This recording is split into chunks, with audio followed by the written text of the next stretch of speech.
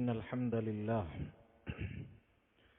نحمده ونستعينه ونستغفره ونؤمن به ونتوكل عليه ونعوذ بالله من شرور أنفسنا ومن سيئات أعمالنا من يهده الله فلا مضل له ومن يضلل فلا هادي له وأشهد أن لا إله إلا الله وحده لا شريك له وأشهد أن محمدا عبده ورسوله صلوات الله وسلامه عليه أرسله بالهدى ودين الحق ليظهره على الدين كله ولو كره المشركون يا أيها الذين آمنوا اتقوا الله حق تقاته ولا تموتن إلا وأنتم مسلمون يا أيها الناس اتقوا ربكم الذي خلقكم من نفس واحدة وخلق منها زوجها وبث منهما رجالا كثيرا ونساء واتقوا الله الذي تساءلون به والأرحام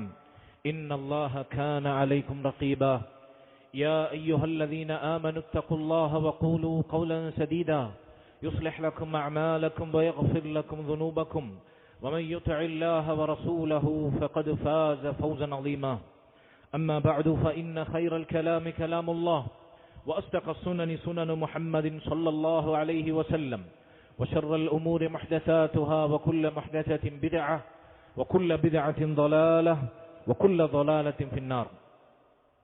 സ്നേഹാദരണീയരായ മുസ്ലിമീങ്ങളെ, സഹോദരങ്ങളെ, അല്ലാഹു സുബ്ഹാനഹു വ തആലയെ തഖ്വ ചെയ്ത് അവനെ ഭയപ്പെട്ട് ജീവിക്കണമെന്ന് സ്വന്തത്തോടേറെ ബാധ്യതയുള്ളതോടൊപ്പം നിങ്ങൾ ഓരോരുത്തരെയും ഓർമ്മപ്പെടുത്തുകയാണ്, വസിയത്ത് ചെയ്യുകയാണ്.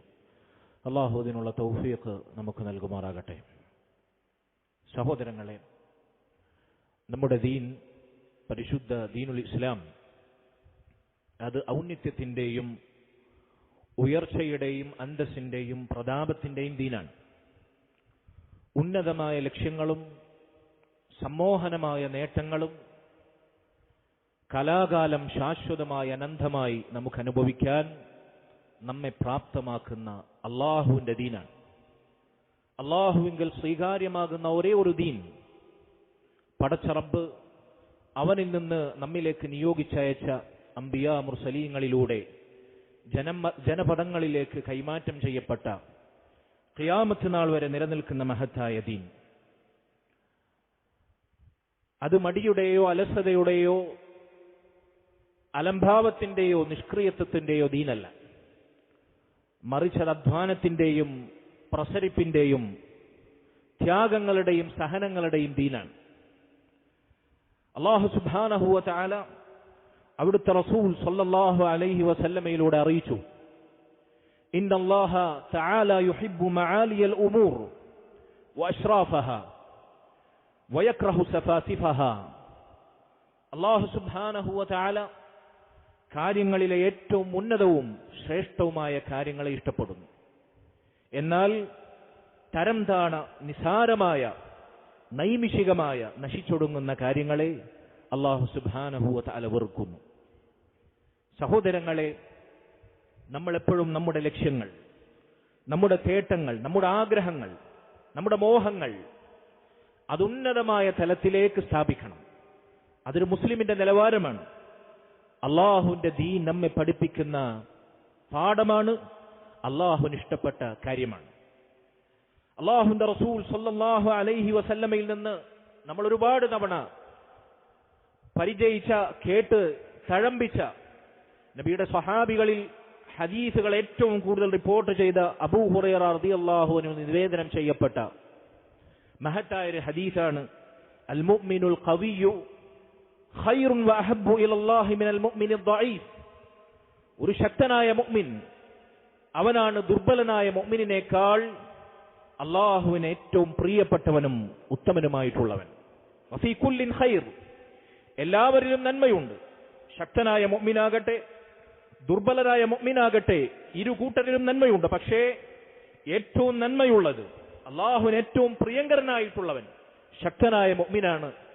എന്നിട്ട് നബി സല്ലല്ലാഹു അലൈഹി വസല്ലം പറഞ്ഞു, നിങ്ങൾക്ക് ഉപകാരമുള്ള കാര്യത്തിൽ നിങ്ങൾ ആഗ്രഹം ജനിപ്പിക്കുക, നിങ്ങൾ പരിശ്രമിക്കുക, അള്ളാഹുവിനോട് സഹായം തേടുക. വലാ തഅജസ്, നിങ്ങൾ നിഷ്ക്രിയരാകരുത്, മടിയന്മാരാകരുത്, അലസന്മാരാകരുത്. ചെയ്യേണ്ടത് ചെയ്യുക, അള്ളാഹുവിൽ കാര്യങ്ങൾ അവലംബിക്കുക, അവന്റെ സഹായം തേടുക.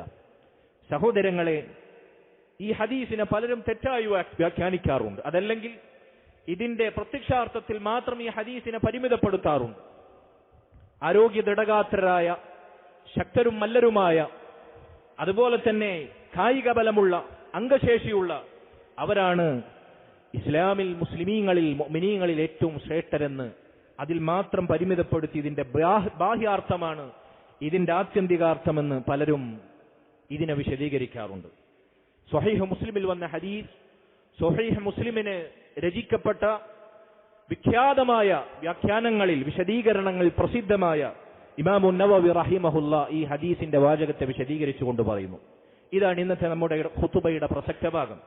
അദ്ദേഹം പറയുന്നു, ശക്തനായ മുഅ്മിൻ ദുർബലനായ മുഅ്മിനിനേക്കാൾ അല്ലാഹുവിന് പ്രിയങ്കരനും ഉത്തമനുമാണ് എന്ന് പറഞ്ഞാൽ എന്താണ് അതിന്റെ അർത്ഥം? വൽ മുറാദു ബിൽ ഖുവ്വതി ഹുന അസീമത്തുൻ നഫ്സി വൽ ഖരീഹതു ഫീ ഉമൂരിൽ ആഖിറ. ഇവിടുത്തെ ശക്തി എന്ന് പറഞ്ഞാൽ കേവലം ആരോഗ്യ ദൃഢഗാത്രതയിൽ ഒരാൾക്ക് നേടാൻ സാധിക്കുന്ന ശക്തിയാണോ? അവൻ വലിയ ബോഡി ബിൽഡറാണ്. ആളുകളെ 10 ആളുകൾ വന്നു കഴിഞ്ഞാൽ ഒറ്റയ്ക്ക് മലർത്തിയടിക്കാൻ സാധിക്കുന്ന ശാരീരികമായ ശേഷിയുള്ളവനാണ്, ശക്തനാണ്, മല്ലനാണ്. അതാണ് ഇവിടെ പറഞ്ഞ ശക്തി. എന്താണ് ആ ശക്തി? അദ്ദേഹം പറയുന്നു, അസീമത്തുൻ നഫ്സി വൽ ഖരീഹതു ഫീ ഉമൂരിൽ ആഖിറ. പരലോക വിഷയങ്ങളിൽ ഒരിക്കലും നശിക്കാത്ത, ഒടുങ്ങാത്ത, ശാശ്വതമായ പരലോകത്തിന്റെ കാര്യങ്ങളിൽ മനക്കരുത്തും ആത്മവീര്യവുമുള്ളവൻ. ഫയകൂനു സാഹിബു ഹാദൽ വസ്ഫി അക്സറ ഇഖ്ദാമൻ അലൽ അദുവി ഫിൽ ജിഹാദ്. അങ്ങനെ പരലോകത്തിന്റെ വിഷയത്തിൽ സ്വർഗം മോഹിച്ച് മനക്കരുത്തും ആത്മവീര്യവും നേടിയവൻ, അങ്ങനെയുള്ള മുഅ്മിനാണെങ്കിൽ അടർക്കളത്തിൽ യുദ്ധമുഖത്ത് ശത്രുവിനെതിരെ പോരടിക്കാൻ വാളെടുത്ത് അവനോട് യുദ്ധം ചെയ്യേണ്ടി വന്നാൽ അവൻ മുമ്പിലുണ്ടാകും. പരലോക വിഷയത്തിൽ സ്വർഗം മോഹിച്ച ആത്മവീര്യവും മനക്കരുത്തും നേടിയവൻ. വഅസ്റാ ഖുറൂജൻ ഇലൈഹി വദിഹാബൻ ഫീ തലബി. ദീനിനു വേണ്ടി പോരാടാൻ, യുദ്ധം ചെയ്യാൻ, അള്ളാഹുവിന്റെ മാർഗത്തിൽ യാത്ര ചെയ്യാൻ, രാജ്യാതിർത്തികൾ താണ്ടാൻ അവന് സാധിക്കും. ഇന്ന് നമ്മുടെ നാട്ടിൽ നമുക്കതിന് സാധിക്കില്ല എങ്കിലും യഥാർത്ഥ മുഅ്മിനിന്റെ നിലവാരത്തെക്കുറിച്ചാണ് പണ്ഡിതന്മാർ പറയുന്നത്.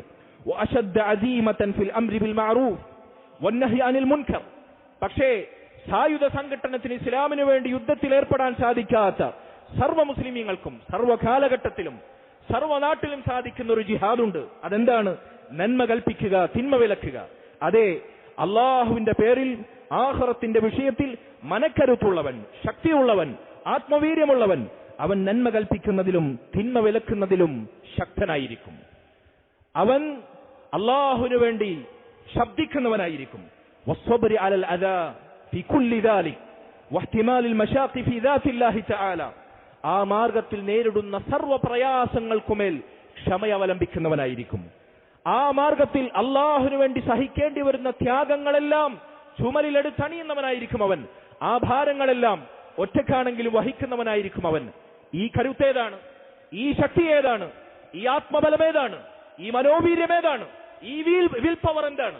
അതാണ് അൽ മുഅ്മിനുൽ ഖവിയ്യു ഖൈറുൻ വഅഹബ്ബു ഇലല്ലാഹി മിനൽ മുഅ്മിനിൽ ദഈഫ്. ശക്തനായ മുഅ്മിനാണ് ദുർബലനായ മുഅ്മിനേക്കാൾ അല്ലാഹുവിന് ഇഷ്ടപ്പെട്ടവൻ എന്ന് പറഞ്ഞതിന്റെ അർത്ഥം. എന്നിട്ട് അദ്ദേഹം തുടരുകയാണ്, വഅർഗബു ഫി സ്വൗമി വസ്സലാത്തി വൽ അദ്കാരി വസാഇരിൽ ഇബാദാത്ത്. അവനാണ് ഈ ആത്മബലവും ഈ ശക്തിയും നേടിയവനാണ്. ആഖിറത്തിന് വേണ്ടി, അല്ലാഹുവിന് വേണ്ടി ഹൃദയത്തിൽ ശക്തി സംഭരിച്ചവനാണ്. ദൃഢനിശ്ചയത്തിലെത്തിയവനാണ്. ഉന്നതമായ ലക്ഷ്യങ്ങൾ ഉയർച്ചയിൽ സ്ഥാപിച്ചവനാണ്. ഏറ്റവും അധികം നോമ്പെടുക്കാനും നിസ്കരിക്കാനും അള്ളാഹുവിനെ സ്മരിക്കുന്ന ദിക്റുകൾ നാവിൽ ഉരുവിടാനും മറ്റു ഇബാദത്തുകളിൽ ഉന്മേഷത്തോടുകൂടി സജീവനാകാനും അത് പരിരക്ഷിക്കാനും മരണം വരെ അതിൽ സഹനത്തോടെ, ക്ഷമയോടെ നിലനിൽക്കാനും സാധിക്കുക. അതല്ലാതെ ഇതൊന്നുമില്ലാത്ത 4 മസിൽ വീർപ്പിച്ച ബോഡി ബിൽഡറായി ആളുകൾക്കിടയിൽ വലിയ ശക്തനാണ് എന്ന് ബാഹ്യമായി വിലയിരുത്തപ്പെടുന്ന ആളുകളല്ല കേവലം ഇസ്ലാമിലേക്ക് ചേർത്തി പറയപ്പെട്ടാൽ അവനാണ് ഈ ഹദീസിന്റെ പരിധിയിലെ ശക്തനായ കവിയായ മുഅ്മിൻ എന്നല്ല നമ്മൾ മനസ്സിലാക്കേണ്ടത്. അതുകൊണ്ട് സഹോദരങ്ങളെ, ഈ ലക്ഷ്യങ്ങൾ നേടിയെടുക്കാൻ ഉന്നതമായ ഉലുവുൽ ഹിമ്മ എന്ന് ഇസ്ലാമിന്റെ ഭാഷയിൽ പറയും. അത് നമ്മൾ കരുത്തായി, വീര്യമായി, ശക്തിയായി നേടിയെടുക്കണം. അള്ളാഹു അതിനുള്ള തൗഫീഖ് നൽകുമാറാകട്ടെ. വളരെ ലളിതമായ ചില പാഠങ്ങളിലൂടെ അള്ളാഹുവിന്റെ റസൂൽ സ്വല്ലല്ലാഹു അലൈഹി വസല്ലം ഒരു മുസ്ലിമിന്റെ നിത്യജീവിതത്തിലെ അവന്റെ ജീവിതത്തിൽ സ്ഥിരം സംഭവിക്കുന്ന കേവലം പ്രക്രിയകളിൽ പോലും ഈ ലക്ഷ്യബോധം, ഉന്നതമായ ലക്ഷ്യബോധം, പരലോകബോധം സ്ഥാപിക്കണമെന്ന് നമ്മെ പഠിപ്പിക്കുന്നുണ്ട്. ഒരു ചെറിയ ഉദാഹരണം ഞാൻ നിങ്ങളെ കേൾപ്പിക്കാം ഹദീസിലൂടെ. അല്ലാഹുവിന്റെ റസൂൽ സല്ലല്ലാഹു അലൈഹി വസല്ലമയിൽ നിന്ന് അബൂ ഹുറൈറ റളിയല്ലാഹു അൻഹു തന്നെ ഉദ്ധരിക്കുന്ന സ്വഹീഹുൽ ബുഖാരിയിലെയും സ്വഹീഹ് മുസ്ലിമിലെയും ഹദീസ്, മുത്തഫഖുൻ അലൈഹിയായ ഹദീസ്. അവിടുന്ന് പറഞ്ഞു, അല്ലാഹു സുബ്ഹാനഹു വ തആല തുമ്മുന്നവരെ അല്ലാഹു സുബ്ഹാനഹു വ തആല ഇഷ്ടപ്പെടുന്നു. തുമ്മുക എന്നത് അല്ലാഹുവിന് ഇഷ്ടമുള്ള കാര്യമാണ്. ഫഇദാ അതസ അഹദുകും ഫഹമിദല്ലാഹ്, അതുകൊണ്ട് ആരെങ്കിലും തുമ്മുകയാണെങ്കിൽ നിങ്ങൾ അൽഹംദുലില്ലാഹ് എന്ന് അല്ലാഹുവിനെ സ്തുതിക്കണം. ശേഷം അവിടുന്ന് പറഞ്ഞു, അല്ലാഹു സുബ്ഹാനഹു വ തആല കോട്ടുവായിടുന്നത് അവൻ വെറുക്കുന്നു. അല്ലാഹു സുബ്ഹാനഹു വ തആല അതിനുള്ള കാരണമായി റസൂലിലൂടെ അറിയിച്ചത് ഇതാണ്, ഫഇന്നമാ ഹുവ മിനശ് ശൈത്താൻ, അത് ശൈത്താനിൽ നിന്നാണ്. കോട്ടുവായി ഉണ്ടാക്കുന്നവൻ ശൈത്താനാണ്, അവനാണ് അതിനെ നമ്മെ പ്രേരിപ്പിക്കുന്നത്. അതുകൊണ്ട് ഫഇദാ തസാഅബ അഹദുകും ഫല്യറുദ്ദഹു മസ്തതാ, ആരെങ്കിലും കോട്ടുവായിടുന്നുണ്ടെങ്കിൽ അവന് സാധിക്കുന്ന രൂപത്തിൽ അവൻ അതിനെ തടയട്ടെ, അടക്കി വെക്കട്ടെ, വാ പൊളിച്ച് ശബ്ദമുണ്ടാക്കി ഒച്ചയിട്ട് അതിനെ പുറത്തുവിടാതിരിക്കട്ടെ. ഫഇന്ന അഹദകും ഇദാ തസാഅബ ളഹിക മിൻഹു ശൈത്താൻ, അതുകൊണ്ട് നിങ്ങളിൽ ആരെങ്കിലും കോട്ടുവായിടുകയാണെങ്കിൽ, ഒച്ചയുണ്ടാക്കി വാ പൊളിച്ച് കോട്ടുവായിടുകയാണെങ്കിൽ, അതിനടക്കി വെക്കാതിരിക്കുകയാണെങ്കിൽ, ശൈത്താൻ അവനെ സ്വാധീനിച്ചത് നിമിത്തം ചിരിക്കുന്നതാണ്, അവനെ കളിയാക്കി പരിഹസിച്ചിരിക്കുന്നതാണ്. അതുകൊണ്ട് കോട്ടുവായി അടക്കി വെക്കുന്നതിൽ പോലും മനുഷ്യന്റെ ചാബല്യമായി, ദുർബലതയായി സംഭവിക്കുന്ന ഒരു ന്യൂനതയായി, ശാരീരികമായ ഒരു പ്രക്രിയയായി സംഭവിക്കുന്ന കോട്ടുവാ പൊളിച്ചൊച്ചയുണ്ടാക്കി വിടുന്നതിൽ പോലും ഒരു മുസ്ലിമിന് നിലവാരം കാത്തു സൂക്ഷിക്കേണ്ടതും. അവനത് വാ പൊളിച്ചൊച്ചയുണ്ടാക്കി വിടേണ്ടവനല്ല, അവനതിനെ അടക്കി വെക്കണം. തുമ്മുമ്പോൾ അല്ലാഹു സുബ്ഹാനഹു വ തആല എന്തുകൊണ്ടാണ് തുമ്മുന്നതിനെ ഇഷ്ടപ്പെടുന്നത്? എന്തിനാണ് തുമ്മിക്കഴിഞ്ഞാൽ അൽഹംദുലില്ലാഹ് എന്ന് അല്ലാഹുവിനെ സ്തുതിക്കാൻ അല്ലാഹു നമുക്ക് ദീനിൽ പഠിപ്പിച്ചു തന്നത്? പണ്ഡിതന്മാർ പറയുന്നു, തുമ്മൽ എന്നത്, തുമ്മൽ അലർജിയായി, രോഗമായി, പ്രയാസമായി അലട്ടുന്നവരുണ്ട്. അതല്ലാതെ ആരോഗ്യമുള്ള ഒരു മനുഷ്യൻ ഇടയ്ക്കിടെ അവന് സംഭവിക്കുന്ന തുമ്മൽ അതവന്റെ ആരോഗ്യത്തിന്റെ അടയാളമാണ്, അതവന് ഉന്മേഷമുണ്ടാക്കും. സാധാരണഗതിയിൽ തുമ്മുന്ന മനുഷ്യൻ, ആ മനുഷ്യൻ തുമ്മിക്കഴിഞ്ഞാൽ നമ്മളൊന്ന് പരിശോധിച്ചു നോക്കുക, പിന്നീട് നമ്മുടെ ശരീരത്തിൽ നശാത്തുണ്ടാകും, ഊർജ്ജസ്വലതയുണ്ടാകും, പ്രസരിപ്പുണ്ടാകും, മടിയും അലസതയും ആപേക്ഷികമായെങ്കിലും നീങ്ങിക്കിട്ടും. മാത്രമല്ല, ആധുനിക ശാസ്ത്രം പറയുന്നു, ഒരു തുമ്മലിലൂടെ എത്രയോ കോടാനുകോടി അണുക്കൾ നമ്മുടെ ശരീരത്തിൽ നിന്ന് നമുക്ക് രോഗമുണ്ടാക്കുന്ന രോഗാണുക്കൾ അത് പുറന്തള്ളപ്പെടുന്നു. അത് വലിയ നിഅമത്താണ്, വലിയ അനുഗ്രഹമാണ്, അത് നമുക്ക് ഉന്മേഷം സമ്മാനിക്കുന്നു. അതുകൊണ്ട് ഇതിനെല്ലാം അൽഹംദുലില്ലാഹ്, അല്ലാഹു നിനക്കാകുന്നു സ്തുതി, നിനക്കാകുന്നു സർവസ്തുതിയും. എന്റെ ശരീരത്തിൽ ഇങ്ങനെയൊരു പ്രക്രിയ നിന്റെ അനുഗ്രഹമായി നൽകിയ നിനക്കാകുന്നു സർവസ്തുതി. അങ്ങനെ തുമ്മിയവൻ അൽഹംദുലില്ലാഹ് എന്ന് ഉറക്കെ പറയണം. ചില ആളുകൾക്ക് തുമ്മിയാൽ അൽഹംദുലില്ലാഹ് എന്ന് പറയാൻ മടിയാണ്, പറയണം, ഉറക്കെ പറയണം, ആളുകൾ കേൾക്കെ പറയണം. റബ്ബിനെയാണ് സ്തുതിക്കുന്നത്. അത് കേട്ട് കഴിഞ്ഞാൽ ഈ ഹദീസിൽ തന്നെ കാണാം, അത് കേൾക്കുന്ന മുസ്ലിമീങ്ങൾ അവന് മറുപടി പറയണം. എന്താണ് മറുപടി? യർഹമുക്കല്ലാഹ്, അല്ലാഹു നിനക്ക് കരുണ ചെയ്യട്ടെ. തിരിച്ചു തുമ്മിയവൻ വീണ്ടും പറയണം, യഹ്ദീകുമുല്ലാഹ് വയുസ്ലിഹു ബാലക്കും. അതുകൊണ്ട് സഹോദരങ്ങൾ, ഒരു തുമ്മലിൽ പോലും, ഒരു കോട്ടുവായിൽ പോലും, ഒരു മുസ്ലിമിന്റെ പ്രകടമാകുന്ന വാചകങ്ങളിൽ, പ്രക്രിയകളിൽ അല്ലാഹു ഉന്നതമായ നിലവാരം നമുക്ക് പഠിപ്പിച്ചുവെങ്കിൽ ഏതാണ് ഈ ദീൻ? ഈ ദീനിന്റെ ഓരോ മേഖലകളിലെയും ഉന്നതമായ പാഠങ്ങൾ നമ്മൾ അന്വേഷിക്കണം, കണ്ടെത്തണം, പഠിക്കണം, പ്രാവർത്തികമാക്കണം. അല്ലാഹു സുബ്ഹാനഹു വ തആല നമുക്കതിനുള്ള തൗഫീഖ് നൽകുമാറാകട്ടെ. പേരിടുന്നിടത്ത് ഇന്ന് മുസ്ലിമീങ്ങൾ അവർക്കുണ്ടാകുന്ന മക്കൾക്ക് പേരിടുന്നതിൽ നൂതനമായ മാർഗങ്ങൾ തേടിപ്പോകുകയാണ്. ഭാര്യയുടെ പേരെടുക്കുന്നു, ഉമ്മായുടെ പേരെടുക്കുന്നു, ഉപ്പായുടെ പേരെടുക്കുന്നു, ഭർത്താവ് അദ്ദേഹത്തിന്റെ പേരിന്റെ ആദ്യക്ഷരങ്ങൾ ചേർത്ത് വെക്കുന്നു, ഭാര്യ അവരുടെ പേരിന്റെ ആദ്യക്ഷരങ്ങൾ ചേർത്ത് വെക്കുന്നു. ഇംഗ്ലീഷിലുള്ള ആൽഫബറ്റ്സ് ആ ഓർഡറിൽ ക്രമീകരിച്ച് എന്നിട്ട് ഗൂഗിളിൽ സെർച്ച് ചെയ്യുന്നു. എന്നിട്ട് കിട്ടുന്ന കടിച്ചാ പൊട്ടാത്ത ഏതോ വാക്ക് അതിനർത്ഥമുണ്ടോ? എന്താണ് അതിന്റെ അടിസ്ഥാനം? ഒന്നുമില്ല. അങ്ങനെ തോന്നിയ പേരിടുന്നു. ആരും കേൾക്കാത്ത കടിച്ചാ പൊട്ടാത്ത പേരാകണം, എവിടെ ഇല്ലാത്ത പേരാകണം. ഇതാണ് ഷർത്ത്. ഇസ്ലാം മനോഹരമായി പേരിടുന്നിടത്ത് വരെ അള്ളാഹുവിന്റെ ദീൻ മുസ്ലിമീങ്ങൾക്ക് ഉന്നതമായ നിലവാരത്തിലുള്ള പാഠങ്ങൾ പഠിപ്പിച്ചിട്ടുണ്ട്. നോക്കൂ നിങ്ങൾ, അള്ളാഹുവിന്റെ റസൂൽ സല്ലല്ലാഹു അലൈഹി വസല്ലം അബൂ ദഹബ് അൽ ജുസമി റളിയല്ലാഹു അൻഹു നിവേദനം ചെയ്യുന്ന ഹദീസിൽ അവിടുന്ന് പറഞ്ഞു അഹബ്ബുൽ അസ്മാഇ ഇലല്ലാഹി അബ്ദുല്ലാഹി വ അബ്ദുറഹ്മാൻ. അല്ലാഹുവിന് പേരുകളിൽ ഏറ്റവും ഇഷ്ടമുള്ള പേരുകൾ അബ്ദുല്ലാ, അല്ലാഹുവിന്റെ അടിമ, റഹ്മാനായ റബ്ബിന്റെ അടിമ. അതിനേക്കാൾ ഉന്നതമായൊരു പദവി മരിക്കുവോളം ഒരു മുസ്ലിമിന് ഈ ലോകത്ത് കൈവരിക്കാൻ സാധിക്കും. അല്ലാഹുവിന്റെ അടിമ. ഏതാണ് ആ പദവി? ഏതാണ് ഔന്നിത്യം? അവനൊരു മനുഷ്യന്റെയും അടിമയല്ല, അവനൊരു പ്രത്യയ ശാസ്ത്രത്തിന്റെയും അടിമയല്ല, അവനവന്റെ തന്നിഷ്ടത്തിന്റെ അടിമയല്ല, തോന്നിവാസങ്ങൾ അടിമയല്ല, ആൾ ദൈവങ്ങളുടെ അടിമയല്ല, മരിച്ചുപോയവരുടെ അടിമയല്ല, തങ്ങന്മാരുടെ ബീവിമാരുടെ ഹോജമാരുടെ ബാബമാരുടെ ഒരാളുടെയും അടിമയല്ല, ഒരു പടപ്പിന്റെയും അടിമയല്ല, കല്ലിന്റെ വിഗ്രഹത്തിന്റെ മുള്ളിന്റെ മൺകൂനയുടെ ഖബറിടങ്ങളുടെ മഖബറുകളുടെ ഒരാളുടെയും അടിമയല്ല. ആകാശഭൂമികളുടെ റബ്ബായ അള്ളാഹുവിന്റെ മാത്രം അടിമ. അതുകൊണ്ട് പേരിൽ നീ റബ്ബിന്റെ അടിമയാണ്, അവൻ നിന്റെ ഉടമയാണ്, അവനാണ് ഏറ്റവും വലിയവനെന്ന സന്ദേശം അള്ളാഹു മക്കൾക്ക് പേരിടുന്നതിൽ നമ്മെ പഠിപ്പിച്ചു. ഉന്നതമായ ലക്ഷ്യബോധമാണ്. അതുകൊണ്ട് സഹോദരങ്ങളെ, പരലോകത്തിനു വേണ്ടി, അവിടെ നശിക്കാത്ത ഒടുങ്ങാത്ത സുഖത്തിനു വേണ്ടി നമ്മൾ ലക്ഷ്യങ്ങൾ സ്ഥാപിക്കണം. നമ്മുടെ സ്വപ്നങ്ങൾ നമ്മൾ കണ്ടുപഠിക്കണം. നമ്മുടെ മക്കൾ അതിനുവേണ്ടി പ്രേരിപ്പിക്കണം.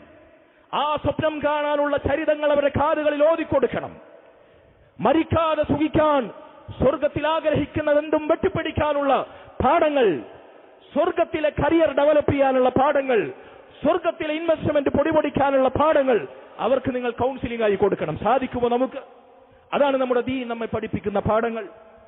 അല്ലാഹു സുബ്ഹാനഹു വ തആല പറഞ്ഞില്ലേ, എന്നും ജുമാ നിസ്കാരത്തിൽ നിങ്ങൾ കേൾക്കുന്ന സൂറത്തിൽ, ബൽ തുഅ്സിറൂനൽ ഹയാത്തദ് ദുനിയ വൽ ആഖിറതു ഖൈറുൻ വ അബ്ഖാ. നിങ്ങൾ നശിക്കുന്ന ഒടുങ്ങുന്ന ഭൗതിക ജീവിതത്തിന് പ്രാധാന്യം കൊടുക്കുന്നു. നിങ്ങളുടെ ഫസ്റ്റ് പ്രയോറിറ്റി അവിടെയാണ്.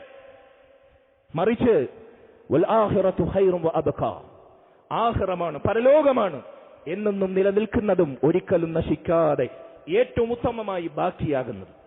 അതുകൊണ്ട് നശിക്കാത്ത ഏറ്റവും ഖൈറായ ഉത്തമമായതിനോട് നമുക്ക് താല്പര്യമില്ല. അവിടത്തേക്കുള്ള ലക്ഷ്യങ്ങൾ നമ്മുടെ ജീവിതത്തിൽ ഇല്ല.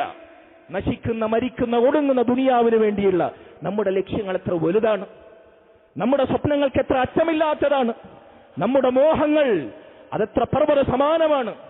അതുകൊണ്ട് സഹോദരങ്ങളെ, ചുരുക്കി പറഞ്ഞാൽ, പരലോകത്തിന് വേണ്ടി, സ്വർഗത്തിന് വേണ്ടി സ്വപ്നം കാണാൻ, മോഹങ്ങൾ പകുത്തെടുക്കാൻ, പകർന്നു നൽകാൻ, ലക്ഷ്യങ്ങൾ സ്ഥാപിക്കാൻ നമുക്ക് സാധിക്കണം.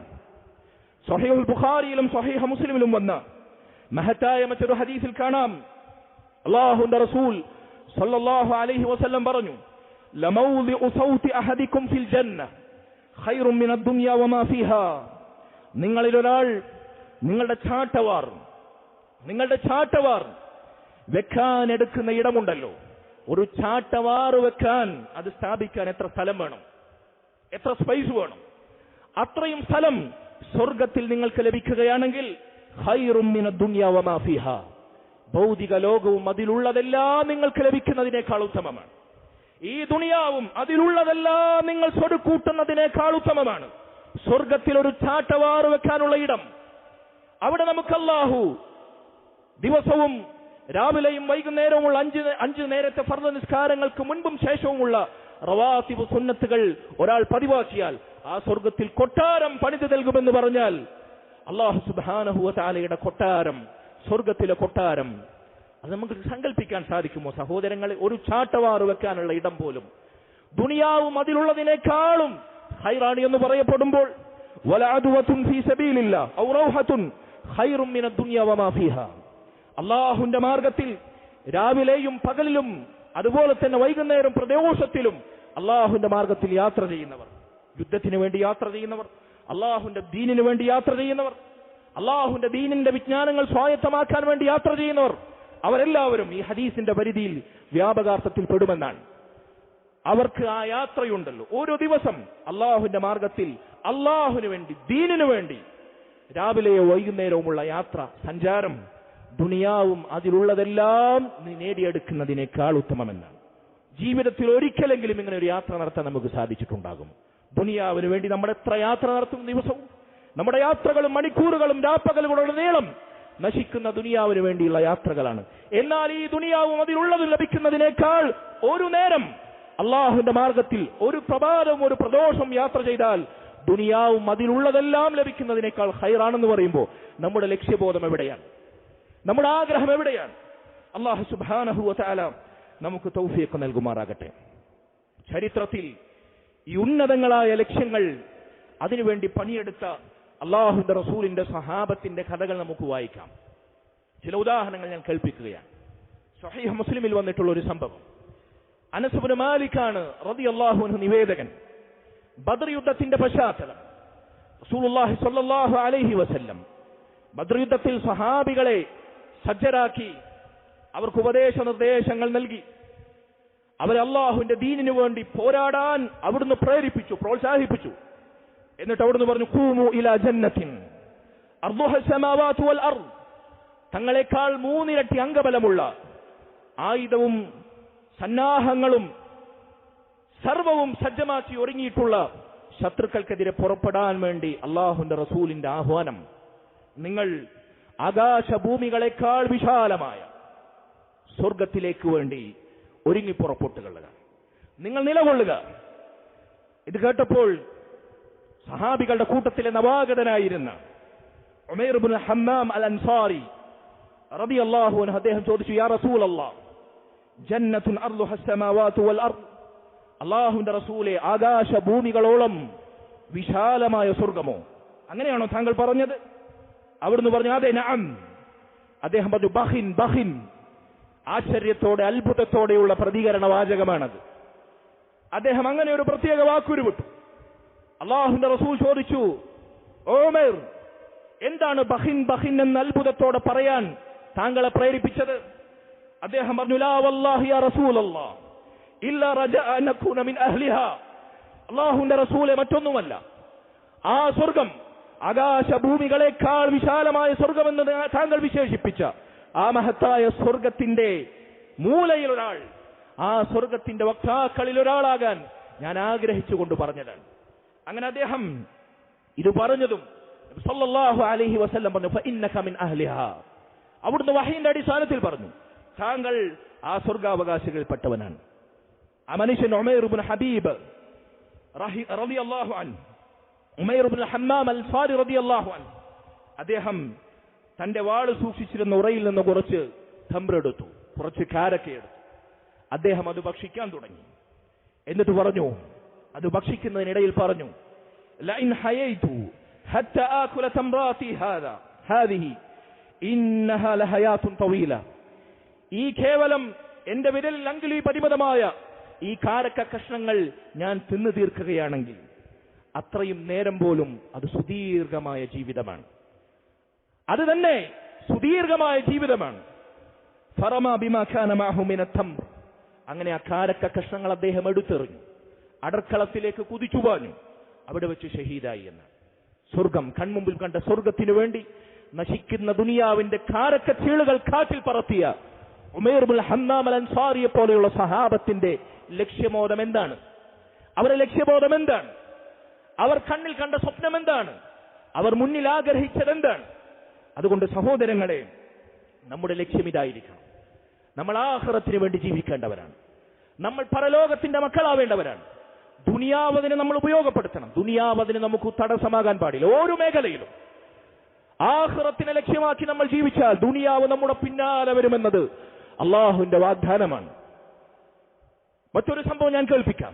സ്വഹീഹ് മുസ്ലിമിൽ വന്നിട്ടുള്ള അബൂബക്കർ ഇബ്നു അബ്ദുല്ലാഹ് ഇബ്നു ഖൈസ് റളിയല്ലാഹു അൻഹുമ, അദ്ദേഹം തന്റെ പിതാവായ അബൂ മൂസ അശ്അരിയിൽ നിന്ന് ധരിക്കുന്നു, ഒരിക്കൽ തന്റെ പിതാവ് ശത്രുക്കളുടെ മുമ്പിൽ വെച്ച് യുദ്ധമുഖത്ത് ഇങ്ങനെ പറഞ്ഞുവെന്നാണ്. തന്റെ കൂട്ടാളികളോട് പറഞ്ഞു, അല്ലാഹുവിന്റെ റസൂൽ സ്വല്ലല്ലാഹു അലൈഹി വസല്ലം പറഞ്ഞിരിക്കുന്നു, ഇന്ന അബ്വാബൽ ജന്നതി തഹ്ത ളിലാലി സുയൂഫ്. സ്വർഗത്തിന്റെ കവാടങ്ങൾ അല്ലാഹുവിന്റെ ദീനിനു വേണ്ടി പോരാടുന്ന വാളുകളുടെ തണലിന് താഴെയാണ്. അല്ലാഹുവിന് വേണ്ടി പോരാടുന്ന വാളുകളുടെ തണലുകൾക്ക് താഴെയാണ് സ്വർഗത്തിന്റെ കവാടങ്ങൾ എന്ന് അദ്ദേഹം പറഞ്ഞു. നബി സല്ലല്ലാഹു അലൈഹി വസല്ലമിൽ നിന്നാണ് അത് ധരിച്ചത്, അവിടുത്തെ കാലശേഷം. അപ്പൊ കൂട്ടത്തിൽ ഒരു ദരിദ്രനായ പരുക്കൻ വേഷമുള്ള ഒരു മനുഷ്യൻ എഴുന്നേറ്റെന്ന് ചോദിച്ചു, യാ അബാ മൂസ, അബൂ മൂസ, താങ്കൾ ഈ പറഞ്ഞ വാചകമുണ്ടല്ലോ, സ്വർഗത്തിന്റെ കവാടങ്ങൾ അല്ലാഹുവിന് വേണ്ടി പോരാടുന്ന യുദ്ധവാളുകളുടെ തണലുകൾക്ക് താഴെയാണെന്ന് പറഞ്ഞ ഈ പരാമർശം ഇത് അല്ലാഹുവിന്റെ റസൂല് പറഞ്ഞതായി താങ്കൾ കേട്ടിട്ടുണ്ടോ? ഉറപ്പുണ്ടോ? അദ്ദേഹം പറഞ്ഞത് ഉറപ്പാണ്. ഞാനത് അവിടുത്തെ നാവിൽ നിന്ന് കേട്ടത്. അങ്ങനെ മനുഷ്യൻ തന്റെ സമൂഹത്തിലേക്ക് ഓടിപ്പോയി. അവിടെ മടങ്ങിയെത്തിയതിനു ശേഷം അവർക്ക് അവസാനമായൊരു വിടവാങ്ങൽ സലാം അറിയിച്ചു. അഖ്റ അലൈക്കുമുസ്സലാം. എന്നിട്ട് അദ്ദേഹം തന്റെ വാൾ വെച്ചിടത്ത് നിന്ന് വാളെടുത്ത് ആ വാളിന്റെ ഉറ ചീന്തി എറിഞ്ഞു എന്നാണ്. ആ വാളിന്റെ ഉറ വാളിൽ നിന്ന് വേർപ്പെടുത്തി ചീന്തി എറിഞ്ഞു. സുമ്മ മശാ ബിസൈഫിഹി ഇലൽ അദു. എന്നിട്ട് അടർക്കളത്തിലേക്ക്, യുദ്ധമുഖത്തേക്ക് വാളേന്തി അദ്ദേഹം ചെന്നു. അദ്ദേഹം ഷഹീദായി എന്നാണ്. സഹോദരങ്ങളെ, സ്വർഗം മുന്നിൽ കാണുമ്പോൾ അവരെ ലക്ഷ്യം അത് മാത്രമായിരുന്നു. ഈ ലക്ഷ്യബോധമാണ് ഒരു മുസ്ലിമിനെ ഈ ദുനിയാവിൽ നയിക്കേണ്ടത്. നശിച്ചൊടുങ്ങുന്ന ഈ ഭൗതിക സുഖങ്ങൾ, ഇവിടുത്തെ കളിവിനോദങ്ങൾ, ഇവിടുത്തെ ആസ്വാദനങ്ങൾ, ഇവിടുത്തെ ഭൗതികതകളുടെ പ്രസരിപ്പുകൾ, സഹോദരങ്ങളെ, യുവാക്കളെ, ചെറുപ്പക്കാരെ, ഇതല്ല നമ്മുടെ ജീവിത ലക്ഷ്യം. ഇതിനു വേണ്ടിയല്ല, ഈ നശിക്കുന്ന ദുർബലമായ വില കുറഞ്ഞ തരം താഴ്ന്ന ലക്ഷ്യങ്ങൾക്ക് വേണ്ടിയല്ല അള്ളാഹു നമ്മെ പടച്ചിട്ടുള്ളത്. അല്ല, വമാ ഖലഖതുൽ ജിന്ന വൽ ഇൻസ ഇല്ലാ ലിയഅ്ബുദൂൻ. അള്ളാഹുവിനു മാത്രം ഇബാദത്തുകൾ സമർപ്പിച്ച് അവന്റെ അടിമയായി അവനെ അനുസരിച്ച് അവന്റെ കൽപ്പനകൾ ശിരസാവഹിച്ച് അവൻ വിലക്കിയത് ജീവിതത്തിൽ നിന്ന് ഒഴിവാക്കി ഒരിക്കലും നശിക്കാത്ത സുഖങ്ങൾ സ്വർഗത്തിൽ സ്വപ്നം കണ്ട് ജീവിക്കുന്നവരായി നമ്മൾ മാറണം. നമ്മുടെ മക്കളെ വളർത്തണം. നമ്മൾ അങ്ങനെയുള്ളവരായി ജീവിച്ചു മരിക്കാൻ അള്ളാഹു നമുക്ക് തൗഫീഖ് നൽകുമാറാകട്ടെ. അഖൂലു ഖൗലി ഹാദാ വഅസ്തഗ്ഫിറുല്ലാഹ ലി വലക്കും വലിസാഇരിൽ മുഅ്മിനീന വൽ മുഅ്മിനാത്ത് മിൻ കുല്ലി ദംബിൻ ഫസ്തഗ്ഫിറൂ ഇന്നഹു ഹുവൽ ഗഫൂറുർ റഹീം.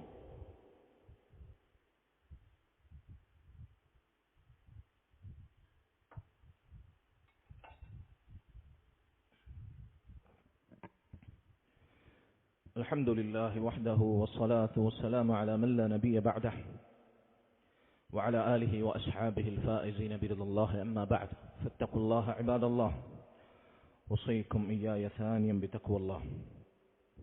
സഹോദരങ്ങളെ, ഒരു മുസ്ലിമിന്റെ ലക്ഷ്യം ഉന്നതമായ പരലോക ലക്ഷ്യമായി സ്വർഗത്തിലെ മഹനീയമായ സുഖങ്ങളും നേട്ടങ്ങളും ആഗ്രഹിക്കുന്നതായി മാറണം. അതായിരിക്കണം ഈ ഐഹിക ലോക ജീവിതത്തിലെ നമ്മുടെ ആത്യന്തികമായ ലക്ഷ്യമായി മാറേണ്ടത് എന്നതാണ് ആദ്യ ഖുതുബയിൽ നമ്മൾ പറഞ്ഞതിന്റെ രത്നചുരുക്കം. സഹോദരങ്ങളെ, ആ ലക്ഷ്യം സാർത്ഥകമാക്കുന്ന വഴിയിൽ നമുക്ക് പഠനങ്ങൾ ഉണ്ടാകണം, നമുക്ക് അന്വേഷണങ്ങൾ ഉണ്ടാകണം, നമുക്ക് സമർപ്പണമുണ്ടാകണം, ത്യാഗസന്നദ്ധതയുണ്ടാകണം. അതിനനുസരിച്ചുള്ള സ്വർഗത്തിന് വേണ്ടിയുള്ള അധ്വാനങ്ങളും പരിശ്രമങ്ങളും പ്രവർത്തനങ്ങളും ഉണ്ടാകണം. ഈ മാർഗത്തിൽ എക്കാലത്തും ഒരു മുസ്ലിമിന്റെ ഹൃദയത്തിൽ മായാതെ കോറിയിടാൻ സാധിക്കുന്ന ചരിത്രത്തിലെ മഹത്തായ ഒരു സംഭവമുണ്ട്. മഹാനായ സൽമാനുൽ ഫാരിസി റളിയല്ലാഹു അൻഹുവിന്റെ ചരിത്രമാണത്. അദ്ദേഹത്തിന്റെ സത്യാന്വേഷണ കഥ ഒരു മുസ്ലിമിന്റെ സ്വത്വബോധമുള്ള ഏതൊരു മുസ്ലിമിന്റെയും നെഞ്ചിടിപ്പ് വർദ്ധിപ്പിക്കുകയും അവന്റെ ലക്ഷ്യങ്ങളെ ഉന്നതമായ സ്വർഗീയ സോപാനങ്ങളിലേക്ക് മാറ്റി സ്ഥാപിക്കുകയും ചെയ്യും എന്നതിൽ തർക്കമില്ല. മഹാനായ സൽമാനുൽ ഫാരിസി റളിയല്ലാഹു അൻഹു റസൂലുള്ളാഹി സ്വല്ലല്ലാഹു അലൈഹി വസല്ലമയുടെ സന്നിധിയിൽ ആ കഥ വിവരിക്കുന്നുണ്ട്. പിന്നീട് സഹാബികൾക്ക് ആ കഥ അദ്ദേഹം കൈമാറുന്നുണ്ട്. ഇബ്നു അബ്ബാസ് റളിയല്ലാഹു അൻഹുവിനോട് ഈ കഥ വിവരിക്കുന്ന രംഗം സ്വഹീഹായ ഹദീസുകളിൽ സുദീർഘമായി നമുക്ക് വായിക്കാൻ സാധിക്കും. അതിലോരോ വരികളും മഹത്തായ പാഠങ്ങൾ ഉൾക്കൊള്ളുന്നതാണ്. ഞാനതിനെ ചുരുക്കി പറയാം. പുരാതന പേർഷ്യയിലെ ഇന്നത്തെ ഇറാനിന്റെ പ്രാന്തപ്രദേശങ്ങളിൽ ഒരു മജൂസിയായി, അഗ്നിയാരാധകനായി ജന്മം കൊണ്ട സൽമാനുൽ ഫാരിസി പിന്നീട് ക്രൈസ്തവ മതത്തിൽ സാക്ഷാൽ ഈസാ നബിയുടെ ഇഞ്ചീലിന്റെ പാഠങ്ങളിൽ ആകൃഷ്ടനായി ആ മാർഗത്തിൽ ഇബ്രാഹിമി മില്ലത്തിൽ നിലകൊള്ളുന്ന ഒരു പുരോഹിതൻ ഷാമിൽ, ഇന്നത്തെ സിറിയയുടെ ഭാഗങ്ങളിൽ നിലകൊള്ളുന്നു എന്നറിഞ്ഞപ്പോൾ അതേ ഇറാനിൽ നിന്ന്, പേർഷ്യയിൽ നിന്ന് ഷാമിലേക്ക്, സിറിയയിലേക്ക് യാത്ര ചെയ്യുകയാണ്. ആ ഒരു വ്യക്തിയെ തേടി അവിടെ എത്തി, ആ മനുഷ്യനെ കണ്ടെത്തി. പക്ഷേ അദ്ദേഹത്തിന്റെ ആദ്യ അനുഭവം സ്തുത്യർഹമായിരുന്നില്ല. ആ മനുഷ്യൻ ജനങ്ങളെ ദീൻ പറഞ്ഞ് അതിലൂടെ സാമ്പത്തികമായ ലാഭങ്ങൾ ഉണ്ടാക്കി അവരെ പറ്റിച്ചു വഞ്ചിച്ച് ജീവിക്കുന്ന വ്യക്തിയായിരുന്നു. ജനങ്ങളെ ദാനധർമ്മത്തിന് പ്രോത്സാഹിപ്പിക്കുകയും ആ വകകൾ സ്വരുക്കൂട്ടി സ്വന്തം സ്വത്തിന്റെ ശേഖരം വർദ്ധിപ്പിക്കുകയും ചെയ്ത ദുരൂഹതയുള്ള ആളുകൾക്ക് മുമ്പിൽ സുഹൃതം അഭിനയിച്ചൊരു വ്യക്തി. അങ്ങനെ അയാൾ മരിച്ചു. അയാളുടെ ഈ കപടമുഖം ആളുകൾ തിരിച്ചറിഞ്ഞു. സൽമാനുൽ ഫാരിസിയെ അവർ അംഗീകരിച്ചു. അദ്ദേഹത്തിനു പകരം മറ്റൊരു പുരോഹിതനെ കൊണ്ടുവന്നു. അവിടെ നിന്ന് അദ്ദേഹത്തിന്റെ സത്യാന്വേഷണ യാത്ര ആരംഭിക്കുകയാണ്. അങ്ങനെ ആ മനുഷ്യൻ പിന്നീട് വന്ന ആ മനുഷ്യനിൽ നിന്ന് അദ്ദേഹം ഇബ്രാഹിം മില്ലത്തിന്റെ ശരിയായ ഇസ്ലാമിന്റെ പാഠം മനസ്സിലാക്കി. അവിടുന്ന് അദ്ദേഹം ഇറാഖിലേക്ക്, ആ മനുഷ്യന്റെ മരണശേഷം അദ്ദേഹത്തോട് ചോദിച്ചു, ഈ മാർഗത്തിൽ താങ്കളുടെ മരണശേഷം എനിക്കാരെയാണ് സമീപിക്കാൻ സാധിക്കുക? താങ്കൾ എനിക്കെന്താണ് അന്തിമ വസിയത്തായി ഉപദേശമായി നൽകാനുള്ളത്? അദ്ദേഹം പറഞ്ഞു, ഈ നാട്ടിൽ ഞാനും നീയുമല്ലാതെ മറ്റൊരാളും ഈ മാർഗത്തിൽ നിലകൊള്ളുന്നതായി എനിക്കറിയുകയില്ല. അതുകൊണ്ട് എന്റെ മരണശേഷം താങ്കൾ ഇറാഖിലെ മൂസിലേക്ക് യാത്ര ചെയ്യണം. അവിടെ ഒരു മനുഷ്യനുണ്ട്, ആ മനുഷ്യനെ നീ സത്യമാർഗത്തിൽ കണ്ടെത്തും. അങ്ങനെ അദ്ദേഹത്തിന്റെ മരണശേഷം ഇറാഖിലെ മൂസിലേക്ക് അദ്ദേഹം യാത്രയായി. അവിടെ ഈ പറയപ്പെട്ട വ്യക്തിയെ കണ്ടെത്തി, അദ്ദേഹത്തോടൊപ്പം കാലം കഴിച്ചു. പിന്നീട് ആ മനുഷ്യനും മരണത്തോടടുത്തു, അന്തിമ വസിയത്ത് തേടി. അദ്ദേഹം പറഞ്ഞു, അതെ, ഞാനും നീയുമല്ലാതെ മറ്റൊരാളും ഈ മാർഗത്തിൽ ഇന്നിവിടെ ജീവിച്ചിരിക്കുന്നില്ല ഈ നാട്ടിൽ. അതുകൊണ്ട് ഇറാഖിന്റെയും പുരാതന ഇറാഖിന്റെയും തുർക്കിയുടെയും അതിർത്തി പ്രദേശമായ നസീബീനിലേക്ക് താങ്കൾ യാത്ര പോകണം.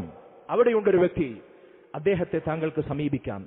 അങ്ങനെ നസീബീനിലേക്ക്, ഇറാൻ വിട്ട്, പേർഷ്യ വിട്ട്, ഷാം വിട്ട്, സിറിയയുടെ അതിർത്തികൾ കടന്ന്, ഇറാഖും കടന്ന്, ഇറാഖിന്റെ അതിർത്തി പ്രദേശമായ തുർക്കിയിലേക്ക്, അന്ന് ഒരു ഇന്നത്തെ കാലത്ത് നമുക്ക് സങ്കല്പിക്കാൻ സാധിക്കാത്ത യാത്രാക്ലേശങ്ങൾ നിലനിൽക്കുന്ന, ഒരു യാത്രോപാധികളും ഇല്ലാത്ത ആ മരുഭൂമിയിലൂടെ അദ്ദേഹം ഏകാന്ത പതികനായി യാത്ര ചെയ്യാണ്. പതിറ്റാണ്ടുകളോളം ഒറ്റക്ക്. എന്തിനു വേണ്ടിയാണ്? ഉന്നതമായ സ്വർഗം നേടണമെന്ന ലക്ഷ്യം, സത്യാന്വേഷണ ത്വര. അങ്ങനെ അദ്ദേഹം നസീബീനിലെത്തി. അവിടുത്തെ പുരോഹിതനിൽ നിന്ന് ഉപദേശം സ്വീകരിച്ചു. അദ്ദേഹം മരണപ്പെടുകയാണ്. അദ്ദേഹം മരണപ്പെടുന്ന വേളയിൽ വീണ്ടും അദ്ദേഹത്തിനോട് വസിയത്ത് ചോദിക്കണം, ആരാണ് ഇനി മാർഗത്തിൽ അവശേഷിക്കുന്നത്? അദ്ദേഹം പറഞ്ഞു, തുർക്കിയുടെ പ്രദേശമായ അമൂരിയയിൽ മറ്റൊരു വ്യക്തിയുണ്ട്, അദ്ദേഹത്തെ താങ്കൾക്ക് സമീപിക്കാം. തുർക്കിയിലെ പുരാതന റോമൻ നഗരമായ അമൂരിയ, അവിടെ അദ്ദേഹം എത്തി. അവിടെയും ആ വ്യക്തിയെ കണ്ടുമുട്ടി. അദ്ദേഹത്തോടൊപ്പം കാലം കഴിച്ചു. അങ്ങനെ അദ്ദേഹവും മരണപ്പെടുകയാണ്. നാലാമത്തെ വ്യക്തി, അദ്ദേഹവും മരണപ്പെടുകയാണ്. അദ്ദേഹത്തോട് ചോദിച്ചു, അന്തിമ വസിയത്തായി എന്താണ് താങ്കൾക്ക് എന്നോട് കൽപ്പിക്കാനുള്ളത്? ആരാണ് ഈ താങ്കളുടെ കാലശേഷം എനിക്ക് സഹവസിക്കാൻ പറ്റുന്ന മറ്റൊരാളുള്ളത്? അദ്ദേഹം പറഞ്ഞു, മാ അഅലമുഹു അസ്ബഹ അലാ മാ കുന്ന അലൈഹി അഹദുൻ മിനൻ നാസ്. ജനങ്ങളിൽ ഒരാളെയും ഇന്ന് ഒരു നാട്ടിലും ഈ മാർഗത്തിൽ ജീവിച്ചിരിക്കുന്നവരായി ഞാൻ അറിയുന്നില്ല. ഓരോ നാട്ടിലും ഒരൊറ്റ വ്യക്തി മാത്രമാണ് ബാക്കിയായത്. അവിടെ അദ്ദേഹത്തിന് എത്താൻ കഴിഞ്ഞു എന്നാണ്. അദ്ദേഹത്തിന്റെ ഉന്നതമായ ലക്ഷ്യബോധവും ത്യാഗസന്നദ്ധതയും അള്ളാഹു അദ്ദേഹത്തെ അവിടെ കൊണ്ടെത്തിച്ചു എന്നാണ്. ഓരോ നാട്ടിലും അവശേഷിക്കുന്ന ദീനുൽ ഇസ്ലാമിൽ ബാക്കിയായ ഒരൊറ്റ വ്യക്തി. അങ്ങനെ അമൂരിയയിലെ ഈ മനുഷ്യൻ, ഈ പണ്ഡിതൻ, അദ്ദേഹം പറയുന്നു, എന്റെ മരണശേഷം ഈ മാർഗത്തിൽ ഒരാളുമില്ല എന്നാണ് ഞാൻ മനസ്സിലാക്കുന്നത്. പക്ഷേ താങ്കൾക്ക് സമാധാനിക്കാൻ വകുപ്പുണ്ട്.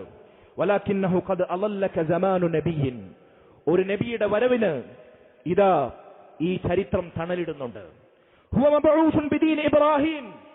ഇബ്രാഹിം അലൈഹി സ്വലാത്തു വസ്സലാമിന്റെ ദീന് കൊണ്ട് നിയുക്തനാകുന്ന നബി, അറബികളുടെ നാട്ടിൽ നിന്ന് പുറപ്പെടുന്ന നബി, അതേ മരുഭൂമിയിലൂടെ രണ്ടു മലകൾക്കിടയിൽ, പാറക്കല്ലുകൾ പതിച്ച മലകൾക്കിടയിൽ, ഈത്തപ്പനകളുള്ള നാടുകളിലൂടെ പലായനം ചെയ്യുന്ന റസൂൽ. അദ്ദേഹത്തിന് ഒരാൾക്കും മനസ്സിലാകുന്ന, ആർക്കും മനസ്സിലാകുന്ന, അജ്ഞാതമല്ലാത്ത ചില അടയാളങ്ങളുണ്ട്.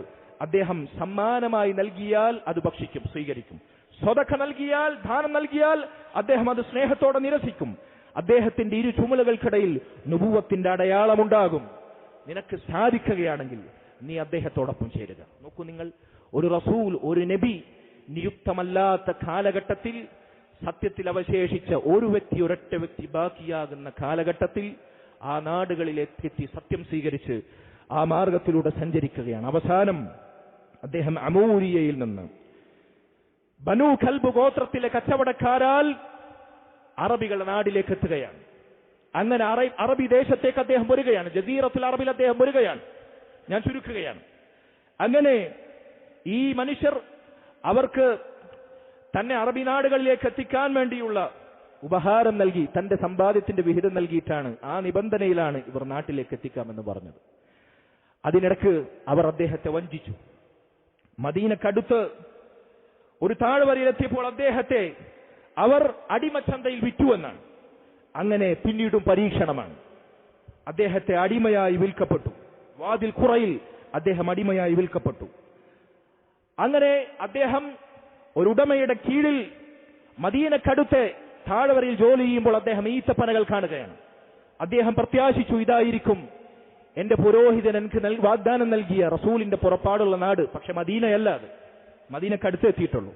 പിന്നീട് ഒരു സുപ്രഭാതത്തിൽ സാക്ഷാൽ മദീനയിലെ ജൂതഗോത്രമായ ബനൂ ഖുറൈളയിലെ ഒരു ജൂതൻ, ഇദ്ദേഹത്തിന്റെ യജമാനന്റെ ബന്ധു, അദ്ദേഹത്തെ വീണ്ടും അടിമയായി വിലക്ക് വാങ്ങുകയാണ്.